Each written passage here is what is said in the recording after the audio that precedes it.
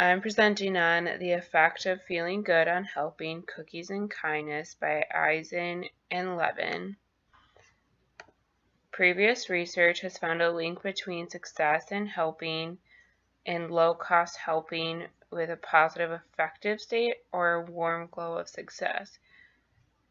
Further research identified a relationship between feeling good and helping. None of these articles clearly defined the constructs they were studying. So this study attempted to identify whether success or good mood leads to specifically helping or more generally to increased activity or productivity.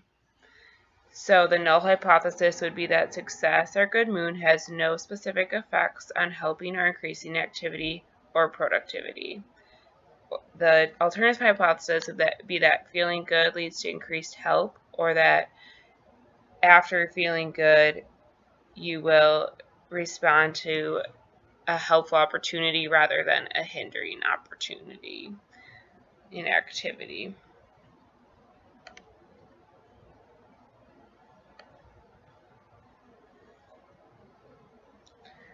So the first study used 52 male participants that were just sitting in the campus library studying, and they did have random assignments, so they randomly assigned rows to conditions, and the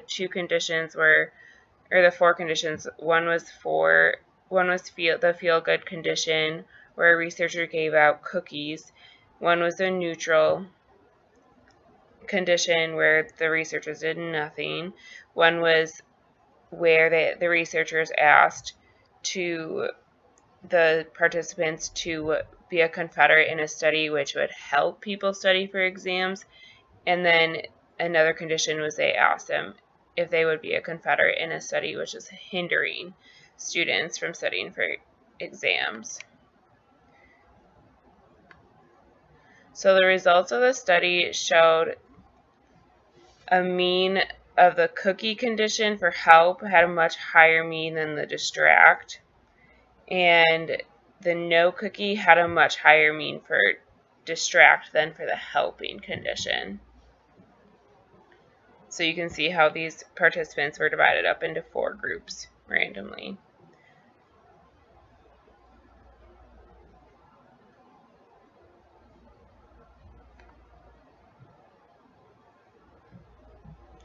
So after examining the results of the study, you can reject the null hypothesis because feeling good did increase helping behaviors but not general activity. This supports the warm glow hypothesis.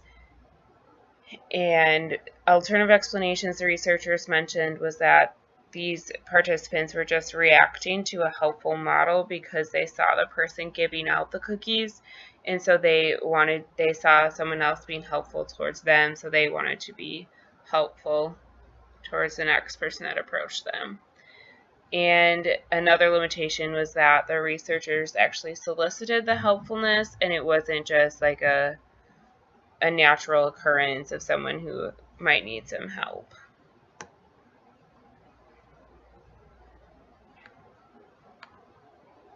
So a couple strengths of the study was that they did have random assignment as far as assigning the participants to groups.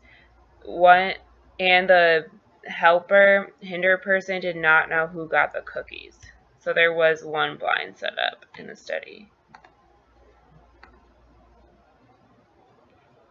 In study 2, the research question was to determine, does feeling good lead to increased helping even if there is no helpful model? So they just removed the model and set up a different situation where they induced feeling good by placing an extra coin in a payphone. And then they had a different helping situation that was unsolicited. So they had a woman just walk by and drop papers, and they would see if the person who received coins helped the woman more often than people who did not. There's 24 females, 17 males, and they randomly selected phones.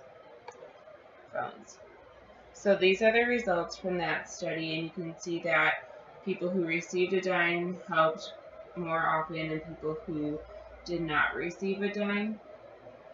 And the difference, you can see the difference is it's large, it seems large, but there are no statistical analyses. So some strengths for study 2 was that they did randomly choose phones to place the coins in, and there was a blind setup where the Confederate, who was the woman dropping the papers, was not aware who got the coins and who did not.